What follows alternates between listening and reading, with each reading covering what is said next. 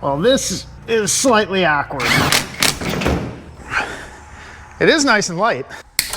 Oh, welcome back to the Lost Cause Ranch. Behind our few sets of tires here is that Series 2A Air Portable, or better known as the Lightweight, that we picked up a few weeks ago in Wisconsin. And man, is this guy one of the coolest little Land Rovers they made. If you didn't catch the last video on it, these were specifically designed to be air transported. Back in the late 60s, what a world it would have been to see something like this cruising underneath a helicopter, flying through the sky. We were lucky enough to find one of these guys just a few hours from home here in Iowa. And I do mean lucky because these early 2A lightweights with the inboard headlights aren't even that common in the UK where they served in the military. So to have one here in Iowa in the United States is something. But in true Lost Cause fashion, this thing needs a little bit of attention. So today we're gonna start our journey bringing this guy back to its former glory. And I guess to start that off, we need to get this guy out of the way so we can pull the little lightweight out and have a little more room to operate.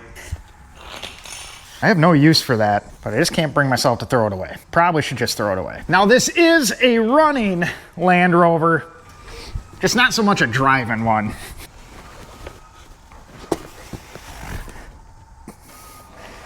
It's nice that these series are nice and lightweight. No pun intended.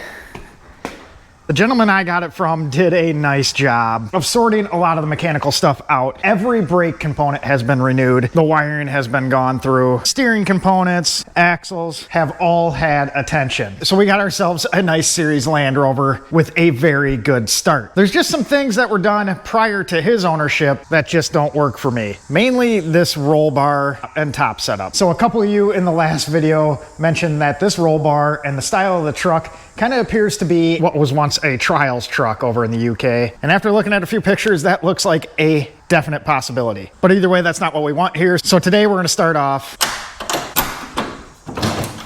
emptying out the back and figuring out how to get this monstrosity off the truck. Now, I'm not 100% sure how this thing is actually mounted to the chassis. What I am 100% sure about is that it's gonna get cut up and go in the scrap bin. If we ever need some sort of roll protection, we have the ability to make a much nicer one. Up front here is gonna be pretty gravy, just a couple bolts on the pivot point for the windshield. Back here, we need to get a couple rivets drilled and these plates out of the way.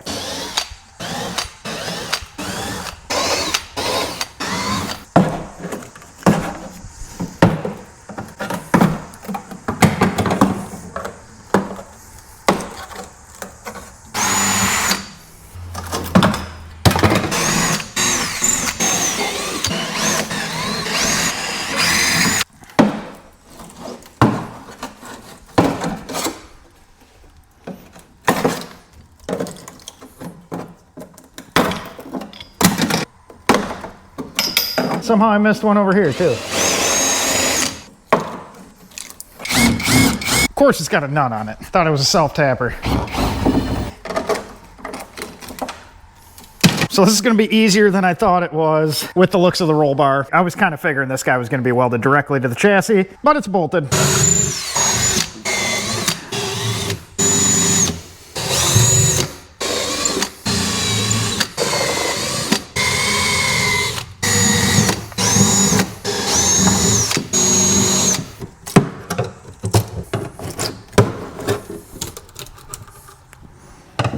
We also have some wiring running up through the tube. That's going to these lights and our little license plate hanger. How sad. We're gonna have to put the license plate where it belongs.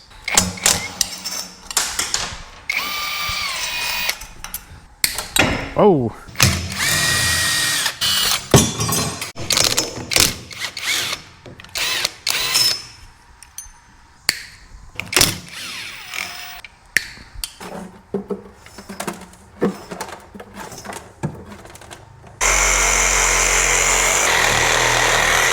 New blade time.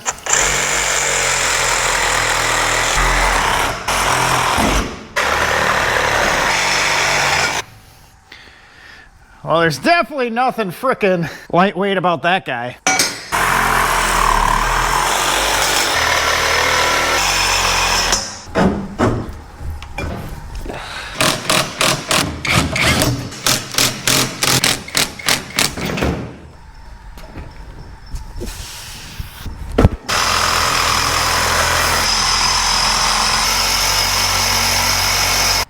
Guess we'll just leave that blade there. It's a little pinched.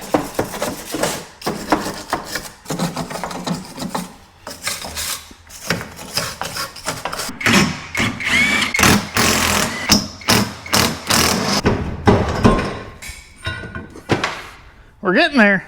I don't think that roll bar is quite as safe anymore.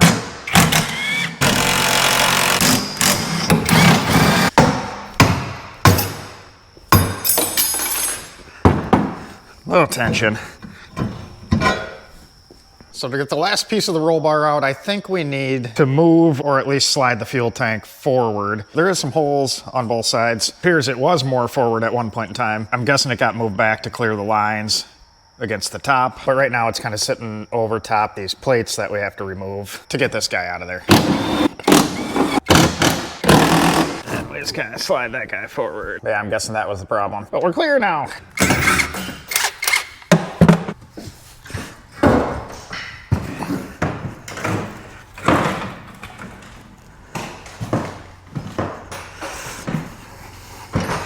Probably should have cut this one up to make it a little easier.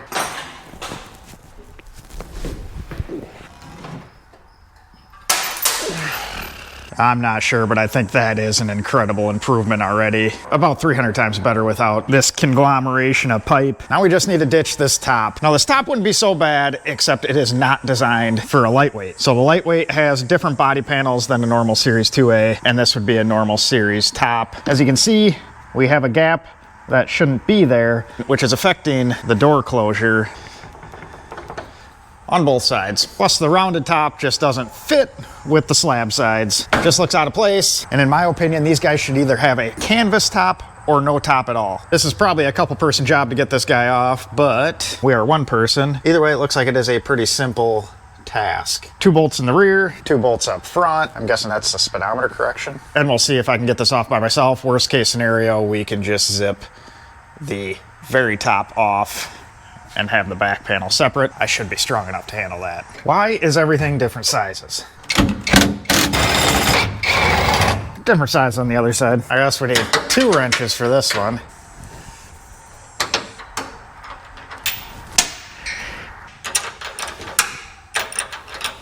So I'm pretty sure I could lift that guy up, but I think it's gonna be too awkward to move. I think we'll just zip the top cap off. This is going over to Ted's place because he has a use for it, so it'll be easier to transport that way anyways. Once again, this is probably a 2-person job. It's also a gloves job because the inside is sticky. Oh, we can handle it. Much frickin' better. It is nice and light. I don't know what to do with it. Man, we are starting to look much more proper now. It's incredible how much better it just got. One more thing to get out of the way. And this one isn't quite necessary for what we're doing just yet, but I just want to see it. Nice. It actually came off. Now we're really talking. There's the little cruiser I was looking for. How fun is this thing gonna be? I just can't wait. Now that gets us to the real reason as to why we are pulling some of this stuff off right now. That is, we have a drivetrain lined up to replace this guy. We obviously have an issue with the transmission. Now the problem lies when we have our foot on the brake and we put it into a gear. It dies. So I think we're just gonna go back to something a little more traditional. So today we're just kind of getting this stripped down, so that's gonna be much easier to do. These are fairly simple vehicles, or at least like a normal Series is a very simple vehicle, you know, in comparison to something like this. And it's kind of seeming that the lightweight is even more simple than the regular Series. We're also gonna get rid of these guys. Not sure where at in the life these went on. So I'm gonna be kind of curious to see what's behind them, because obviously this is not the original paint, so it could be pretty ugly. If there's one thing in life I hate, it's just flathead screws. Annoying. Well, not too shabby. I think we're gonna be in good shape. Well, this is slightly awkward. Come on. See if we can wedge that in there. Hopefully this works. We're getting there. It's really not all that bad under here.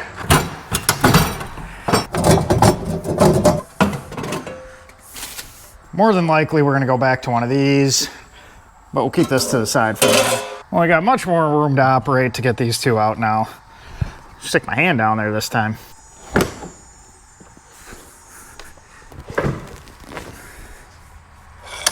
Now we got some better eyeballs on the stuff up top, so when we go to remove this, we can get our linkage and everything out of the way undone up here. And down below, we're actually in pretty good shape too. Everything is nice and clean and easy. We got a removable cross member here, just a couple bolts on each side. Nice new drive shaft, so I'm sure that's gonna come undone. Nice and tidy. Now let's just try and make a little more room in the engine bay. Ow, actually that ain't too bad.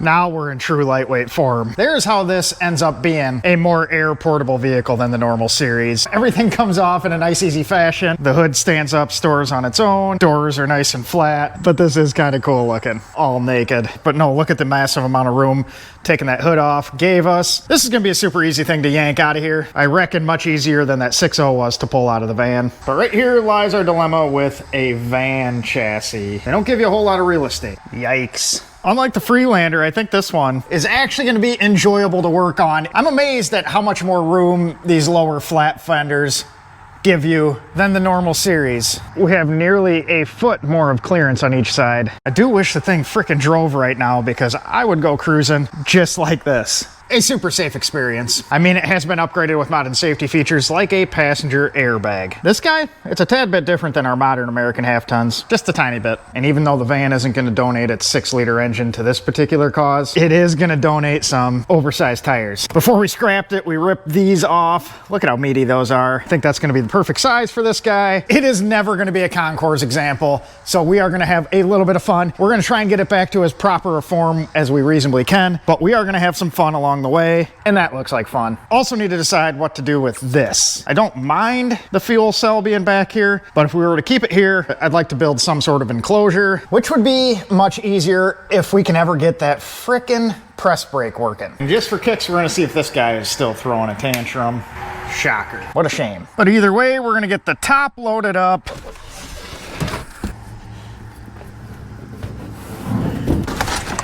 And dropped off to Ted.